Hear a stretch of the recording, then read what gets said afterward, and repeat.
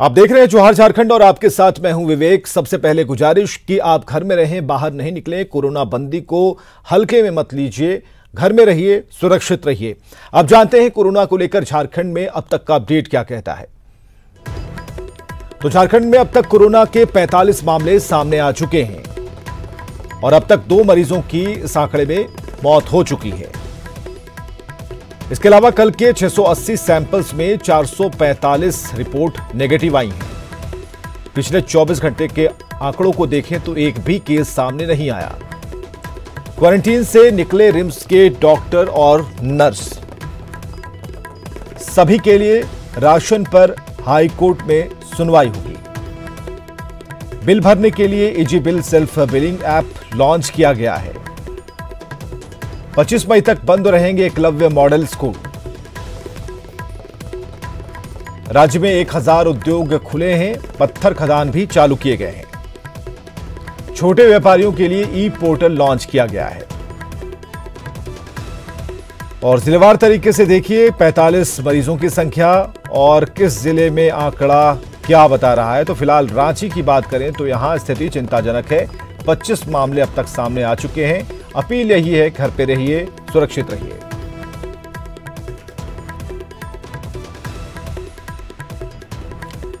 Facebook ने रिलायंस जियो के साथ बड़ी डील की है और इस डील का स्वागत मुकेश अंबानी ने किया। तो मार्क जुकरबर्ग ने फेसबुक के साथ पार्टनरशिप करने के लिए मुकेश अंबानी का आभार जताया। 43,000 करोड़ से ज्यादा की इस डील के पीछे उद्देश्य है भारत को दुनिया का डिजिटल क्षेत्र में सबसे सशक्त देश बनाना। रिलायंस समूह के चेयरमैन मुकेश अंबानी ने कहा है कि फेसबुक और जियो की सहभागिता से पीएम के डिजिटल इंडिया मिशन का सपना साकार होगा।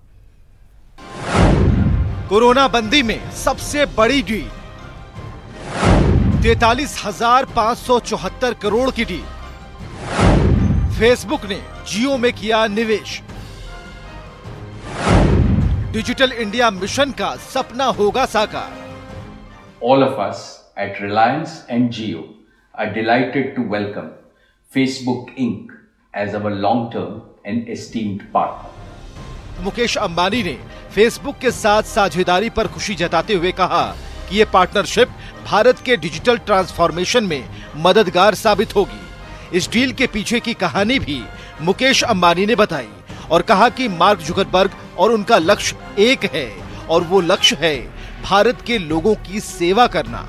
इसी लक्ष्य को पूरा करने के लिए जियो ने फेसबुक के साथ डील पक्की की। At the core of our partnership is the commitment that Mark Zuckerberg, founder of Facebook, and I share for the all-around digital transformation of India and for serving all Indians. Together, our two companies will accelerate India's digital economy to empower you, to enable you, and to enrich you. Our partnership will be a great catalyst to make India the world's leading digital society. इधर Facebook के संस्थापक mark Zuckerberg ने मुकेश अंबानी और पूरी जियो team को partnership करने के लिए धन्यवाद दिया। साथ ही कहा कि भारत हमारे लिए एक विशेष जगह है। यहाँ सबसे ज्यादा फेसबुक और व्हाट्सएप के यूजर हैं और सबसे बड़ी बात यह है कि भारत में एक से बढ़कर एक प्रतिभावान उद्यमी हैं। 4 साल से जियो भारत को डिजिटल ट्रांसफॉर्म करने का काम कर रहा है और इसी वजह से जियो से हमारी ये डील बड़ी है, क्योंकि जब लोगों को डिजिटली नया प्लेटफॉर्म मिलेगा तो कई सुविधाओं में तेजी से सुधार होगा, जैसे कि शिक्षा, स्वास्थ्य और नए तरह के business. Now, with a lot of communities around the world in lockdown, it's even more important now than ever that people have the tools to connect with each other and that businesses can find ways to operate online. And this is something that we think that we can help with, which is why we are proud to be partnering with Jio to help people and businesses in India create a lot of new opportunities. And we're going to share more on this soon. So I want to thank Mukesh Ambani and the entire Jio team for your partnership. I think we're going to be able to build a lot of great things that people find valuable in their daily lives, and importantly, that make it easier to live and easier to do business. इसके साथ ही रिलायंस समूह के मुकेश अंबानी ने देशवासियों को यह भरोसा दिया कि फेसबुक के साथ जियो की सहभागिता पीएम मोदी के डिजिटल इंडिया मिशन के सपने को साकार करने में मददगार साबित होगी। Our visionary and most respected Prime Minister, Shri Narendra Modi ji, has set two ambitious goals in his Digital India mission. Ease of living for all Indians, especially for the common Indian, and ease of doing business for all entrepreneurs, especially for the small entrepreneur. Today, I assure you that the synergy between Jio and Facebook will help realize these two goals. Corona से जंग में जुटी झारखंड सरकार ने एक बड़ा फैसला लिया है। इसके तहत झारखंड में तंबाकू उत्पादों की बिक्री पर पूरी तरह प्रतिबंध लगा दिया गया। इसके साथ ही पान मसाला, खैनी, हुक्का और सुपारी की बिक्री नहीं होगी। सभी सरकारी गैर सरकारी संस्थानों को तंबाकू मुक्त क्षेत्र घोषित कर दिया गया है। स्वास्थ्य विभाग ने तंबाकू उत्पादों पर प्रतिबंध का आदेश जारी किया और इसके साथ विभाग की ओर से जारी आदेश में तंबाकू खाकर सार्वजनिक जगह पर थूकने पर 6 महीने की जेल का प्रावधान किया गया है। दरअसल खैनी और गुटखा खाकर थूकने से कोरोना फैलने का खतरा बना रहता है। आपको बताएं कि झारखंड के सभी 24 जिलों के उपायुक्तों ने पहले ही तंबाकू उत्पादों की बिक्री पर प्रतिबंध लगाया है। अब नियम तोड़ने वालों के खिलाफ पुलिस और प्रशासन अभियान चलाने की तैयारी में है।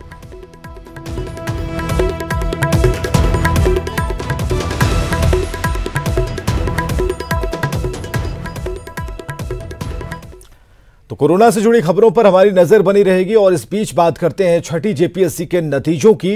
तो विवादों के बीच 2016 से आयोजित छठी जेपीएससी सिविल सेवा परीक्षा के नतीजे कल देर शाम जारी कर दिए गए। झारखंड लोक सेवा आयोग की ओर से जारी रिजल्ट में 326 अभ्यर्थी सफल घोषित किए गए। और आपको बताएं कि जेपीएससी ने 20 फरवरी से 6 मार्च तक इंटरव्यू आयोजित किया था। आयोग की ओर से जारी रिजल्ट में प्रशासनिक सेवा में 143 अभ्यर्थी चयनित किए गए हैं। इनमें सामान्य वर्ग के 86, ईबीसी में 8, एससी में 15 और एसटी में 34 अभ्यर्थी सफल हुए हैं। प्रशासनिक सेवा के बाद सबसे ज्यादा वित्त सेवा में चयन किया गया है। वहीं पुलिस सेवा में 6 अभ्यर्थियों का अंतिम रूप से चयन किया गया। तो पुलिस सेवा में 6 अभ्यर्थियों का चयन और कट ऑफ मार्क्स हम आपको दिखा पा रहे हैं और छठी जेपीएससी परीक्षा का रिजल्ट घोषित किया गया है। और एक बड़ा विवाद रहा है खासकर जेपीएससी एग्जाम्स और उसके रिजल्ट को लेकर। तो इस वक्त एक खबर हम आपको बता रहे हैं जिसमें 326 अभ्यर्थी सफल घोषित किए गए हैं। 20 फरवरी से 6 मार्च तक इंटरव्यू चला और जो रिजल्ट है वो सामने है। प्रशासनिक सेवा में 143 का चयन हुआ है, पुलिस सेवा में 6 अभ्यर्थियों का चयन हुआ है। इसी तरीके से विवादों के बीच ये रिजल्ट जारी कर दिया गया।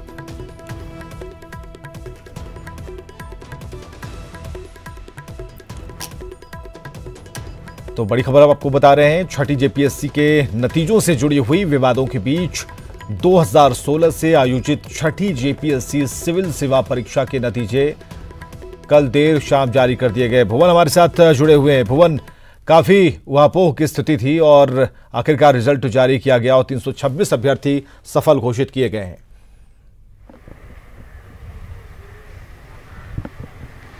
बिल्कुल विवेक, जिस तरह से कल देर शाम रिजल्ट प्रकाशित किया गया तो उसमें साफ तौर पे जो वैकेंसीज के अनुसार से 326 पद जो निर्धारित थे उस पर रिजल्ट प्रकाशित किया गया है। हालांकि जो टॉपर्स की जो लिस्ट जो होती है वो कल नहीं जारी की गई थी। आज जेपीएससी के द्वारा लिस्ट जारी भी किया जाएगा। लेकिन सबसे अहम बात जो अभी तक जो जानकारी मिल रही है विवेक, उसमें यह है कि जेपीएससी ने जो रिजल्ट जो जारी किया है उसमें आप देखेंगे कि हर पोस्ट के लिए कि खास करके जो एडमिनिस्ट्रेटिव सर्विस है या पुलिस सेवा है या फाइनेंस का है, ये तमाम पोस्ट के लिए अलग अलग जो रिजल्ट जारी किए गए हैं उसमें कैटेगरी को लेकर के थोड़ी सी शिकायतें आ रही हैं। जो स्टूडेंट सफल हुए हैं उन लोगों ने फ़ोन करके जानकारी भी दिया है कि कुछ लोग यहाँ पर भी आए हुए हैं जेपीएससी के समक्ष में। हम आपको कैमरा पैन करके बताना चाहेंगे, दिखाते हैं कि लोग आए हैं जो जेपीएससी से गुहार लगाने के लिए। इसमें साफ तौर पे ये कहा जा रहा है स्टूडेंट के द्वारा कि जो एसटी कैटेगरी के स्टूडेंट हैं उन्हें जो मार्क्स जो मिली है, जो कट ऑफ जो जारी किया गया, तो उसमें जनरल कैटेगरी में जो 600 मार्क्स जो निर्धारित की गई है कट ऑफ का, उससे ज़्यादा होते हुए भी जो उनका जो चॉइस था पोस्ट के लिए वो चीज़ें नहीं मिली है। यानी कि एडमिनिस्ट्रेटिव सर्विस में जैसे 600 से ज़्यादा यदि मार्क्स आता है किसी भी कैटेगरी के स्टूडेंट को तो उन्हें मिलनी चाहिए थी एडमिनिस्ट्रेटिव सर्विस में, वो चीज़ें नहीं मिली हैं और उन्हें फाइनेंस या दूसरे कैटेगरी के जो पोस्ट हैं उसमें डाल दिए गए हैं। तो ये तमाम शिकायतें अभी आ रही हैं, लेकिन जेपीएससी ने आखिरकार जो पिछले 4 वर्षों से जो परीक्षा जो आयोजित हो रही थी काफ़ी विवादों में रहा था, इसको रिजल्ट को जारी किया है। कोरोना बंदी के बीच में जेपीएससी के द्वारा ये रिजल्ट प्रकाशित की गई है। तो कहीं ना कहीं राज्य सरकार में जो खाली पद थे और अधिकारियों की जो कमी थी उसको भरने की कोशिश जरूर की गई है। चलिए, बहुत बहुत शुक्रिया हमसे बातचीत के लिए भुवन, तमाम जानकारियों के लिए। तो छठी जेपीएससी का फाइनल रिजल्ट जारी हो गया है और रिजल्ट जारी होने के साथ हजारीबाग में हर तरफ खुशी देखी जा रही है। जिले के कई अभ्यर्थियों ने परीक्षा में सफलता पाई है। हजारीबाग के बड़का गांव के हरनगंज की रहने वाली सुमन गुप्ता ने पूरे राज्य में टॉप किया और सुमन के पति गौतम गुप्ता ने भी परीक्षा में 32वां स्थान लाया है।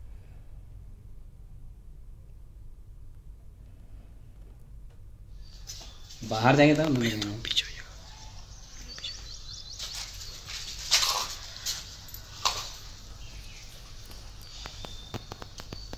लड़की लोग आ भी सकती हो। मेरे हस्बैंड का भी बहुत बड़ा रोल है, दोनों 2 साल से साथ में तैयारी कर रहे थे। और बात रहा जहाँ तक छात्रों को टिप्स देने की बात, तो वे चाहे पीटी से लेकर मेन से लेकर इंटरव्यू तक उन्हें निरंतर सटीक सिलेबस को फॉलो करते हुए उन्हें तैयारी करना होगा। राह इतना आसान नहीं था, कांटों भरा था, लेकिन मेरा मानना है कि सटीक मार्गदर्शन, प्रॉपर गाइडेंस और यदि सीमित रिसोर्सेस और अच्छे नोट्स यदि आपको मिल जाते हैं और उन्हें बार बार। कोरोना के खिलाफ फ्रंट लाइन वॉरियर्स के रूप में रांची के रिम्स के डॉक्टर और नर्सेज जुटे हैं। कोरोना के खिलाफ जंग में सेवा देने के बाद 14 दिनों का क्वारंटीन पूरा कर जब रिम्स स्टेट कोविड सेंटर से 5 डॉक्टर और 5 नर्सें बाहर निकली तो उनका भव्य स्वागत हुआ और इस दौरान रांची के विधायक और रिम्स जूनियर डॉक्टर्स एसोसिएशन के डॉक्टर मौजूद रहे। खत्म करके हमारे 5 डॉक्टर और 5 नर्सेज बहनें आज निकल रही हैं रिम्स के जो भी लोग यहाँ पे थे पार्क प्राइम होटल में, उन्हें हम लोग सम्मान देने के लिए, उत्साहवर्धन करने के लिए यहाँ पे उपस्थित हुए हैं और उन्हें हम ससम्मान यहाँ से रिम्स ले जा रहे हैं। महान योद्धाओं का स्वागत, उनके द्वारा दिया गया योगदान, जो ये महामारी क्वारंटाइन में अभी लोग थे, महामारी की बीमारियों का इलाज कर रहे थे और इन महान देशभक्तों का स्वागत के लिए हम आए हैं कि अपनी अवधि पूरी करके पुनः काम पर जा रहे हैं। वही हर तरफ से कलीग्स का भी फोन आ रहा था, घर वालों से भी फोन आ रहा था, तो उनसे बात करते रहते थे, उसी से हमको ताकत मिला। डर आया मन में कि नहीं, अब ड्यूटी तो डॉक्टर्स को ही करना ही है, उसमें फिर डरने का उतना वो नहीं है। फ्रंट लाइन वर्कर्स तो डॉक्टर्स ही हैं अभी तो। 29 दिन घर पर रहे, अगर वो लोग घर पर नहीं रहेंगे दूसरे को भी दिक्कत होगा ना, ये कैसे, इनका चेन तो नहीं टूट पाएगा ना कोरोना का। और बाबा नगरी देवघर में कोरोना की एंट्री से प्रशासन और स्वास्थ्य महकमे में हड़कंप है। देवघर एक सीमावर्ती जिला है और इसकी अंतर्राज्यीय सीमा बिहार से लगती है। ऐसे में देवघर में एंट्री करने वालों की पूरी जांच जरूरी है, लेकिन कोरोना जैसी महामारी से बचाव के लिए स्वास्थ्य विभाग के पास महज 10 थर्मल स्कैनर हैं और ऐसे में देवघर के सिविल सर्जन ने राज्य सरकार से और भी स्कैनर की मांग की। दूसरी बात, हमारा जो इक्विपमेंट जो स्कैनिंग के लिए चाहिए, जैसे थर्मल स्कैनर है, उसकी घोर कमी है। मात्र 10 ही है यहाँ और ब्लॉक 10 है, टीम करीब 80 बने हुए हैं, तो वो स्कैनर है नहीं, जिसके कारण लोगों को थोड़ा दिक्कत हो रही, बहुत दिक्कत का सामना करना। देवघर में कोरोना का पॉजिटिव मरीज मिलने के बाद दुमका जिला प्रशासन हरकत में आ गया है। डीसी और एसपी ने देवघर बॉर्डर का निरीक्षण किया। अधिकारियों की टीम ने चेकपोस्ट पर तैनात अधिकारियों और सुरक्षा कर्मियों को कोरोना बंदी का 100% अनुपालन का आदेश दिया। क्योंकि देवघर जिला पॉजिटिव है और हम लोग और यहाँ पर एसओपी फॉलो किया जा रहा है, वो सभी चेक करने के लिए आए हुए हैं। ऑलमोस्ट जो है हम लोगों ने जो भी निर्देश दिया गया है लॉकडाउन रूल्स का, वो हम लोग अनुपालन करने के लिए निर्देश दिया जा रहा है। ये हमारे सरायाहाट और देवगढ़ का बॉर्डर चेक पोस्ट है, जिसको आज निरीक्षण करने के लिए एसपी साहब और हम आए हुए हैं। यहाँ पे लगातार मॉनिटरिंग जारी है और कुछ मूवमेंट भी यहाँ होता है। जैसे बहुत सारे यहाँ के जो धान के ट्रेडर्स हैं या सब्जी वाले हैं, वो सभी देवगढ़ तरफ जाते हैं अपने आइटम्स को मार्केटिंग करने के लिए, तो इन सब पे निगरानी बहुत ज़रूरी है। कोरोना महामारी ने झारखंड में चल रहे वर्ल्ड बैंक के प्रोजेक्ट पर ब्रेक लगा दी है। कोरोना बंदी की वजह से राज्य में वर्ल्ड बैंक के सहयोग से बन रहे नए 25 पावर ग्रिड और 38 ट्रांसमिशन लाइन का निर्माण कार्य पूरी तरह से ठप हो गया है। इधर काम पूरी तरह ठप होने से समय पर प्रोजेक्ट पूरा नहीं होने की चिंता विद्युत निगम को सताने लगी है।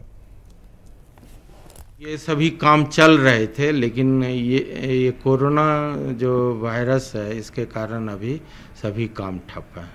हमारे जो 10 ऑपरेशनल ग्रिड्स हैं रांची जोन 1 के अंदर, उसमें ऑपरेशन और मेंटेनेंस, रूटीन ऑपरेशन और मेंटेनेंस का काम ही चल रहा है। उसमें भी हम लोगों का मैन पावर का रोस्टरिंग किया गया है, मतलब फुल गैदरिंग नहीं होना है। 2300 करोड़ का प्रोजेक्ट है पूरे ये में, जिसमें से 300 करोड़ का करीब ट्रांसमिशन जोन 1 रांची के अंदर था। तो लेकिन अभी काम बंद है। और लोहरदगा में एक बड़े मोबाइल दुकान में आग लग गई और इस घटना में करोड़ों का नुकसान हो गया। शहरी क्षेत्र के न्यू रोड में अलका सिनेमा कैंपस के पास की घटना है और घटना की जानकारी मिलने के बाद फायर ब्रिगेड की टीम पहुंची और काफी मेहनत के बाद इस आग पर काबू पाया। दुकानदार ने साजिश के तहत जानबूझकर आग लगाने का शक जताया।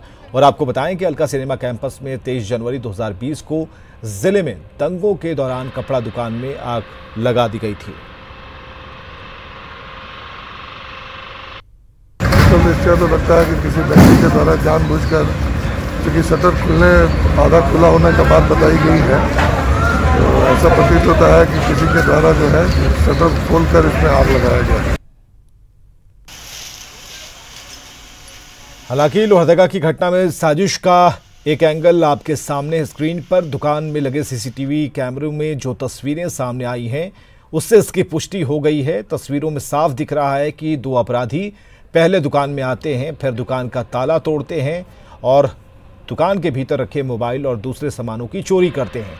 इसके बाद दुकान में आग लगा देते हैं। हालांकि पुलिस पूरे मामले की जांच में जुट गई है।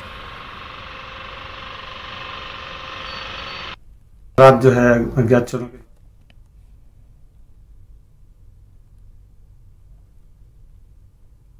द्वारा जो है मोबाइल दुकान में आकर के चोरी की गई और चोरी करने के बाद जो है आगजनी की घटना को अंजाम दिया गया है। और उसके बाद पुलिस जो है घटनास्थल पर पहुंच करके सभी तथ्यों को जो है वो की खोजबीन कर रही है। हम लोग सीसीटीवी फुटेज निकाल करके जो अपराधी हैं उनको हम लोग आइडेंटिफाई कर रहे हैं और आइडेंटिफाई करने के बाद हम लोग जो है उन लोगों पे कार्रवाई करेंगे और उसकी अरेस्टिंग करवाएंगे। कोरोना बंदी में गरीबों के खाते में केंद्र और राज्य सरकार की तरफ से सहायता राशि भेजी जा रही है, जिसे निकालने के दौरान बैंकों में सोशल डिस्टेंसिंग की धज्जियां उड़ती दिखती हैं। ऐसे में गुमला जिला प्रशासन और डाक विभाग की ओर से माइक्रो एटीएम सेवा की शुरुआत की गई। इसके जरिए पोस्ट ऑफिस के स्टाफ ग्रामीणों को उनके घरों तक पैसा पहुंचा रहे हैं।